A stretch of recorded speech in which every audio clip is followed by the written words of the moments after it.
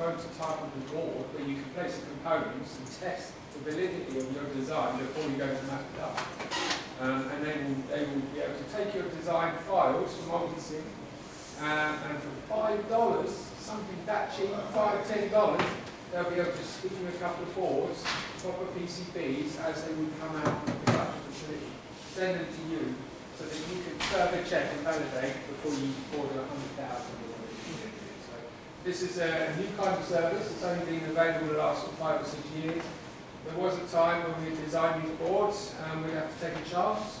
We'd have to go out and manufacture 10, 15 panels of boards, which could turn out to hundreds of individual circuits, only for them to turn out to finally have a bolt on after we paid for it to be placed. So nowadays, unless you can hand etch a board, nowadays we get to use services like PCBWay that will back it out in 24 hours. So I could send them a design today, and I could have it on my desk tomorrow or the day after. It will cost more, but I could have it tomorrow or the day after on my desk ready to go. And that's changed the environment. Absolutely, yeah. I mean, in the last 10 years, things have moved on incredibly rapidly. We used to have a PCB manufacturing, well, we still got it, but a PCB manufacturing plant here, and eventually we were just doing no PCB manufacture at all. Not, even hobbyists weren't doing it, because what Mark's saying is just so much easier. So you take the output files, the Gerber files that come out of Multiboard, and you mail them PCBWay. PCBWay then have a sanity checker in there that says, have you sure you sent the right files? It then shows you what it thinks your PCB looks like from your Gerber files, which includes all the artwork, mycircuit.com or whatever else you write on there. And when you're finally happy with what you're going to get out of it, then you push the commit button and they ask you a load of questions like how many do you want, what colours do you want, what holes drilled, all this kind of stuff. And that affects the price. Okay?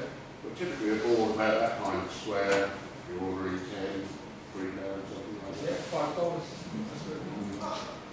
So incredibly cheap, which just makes it not worth us doing it anymore. It's a waste of our time and money.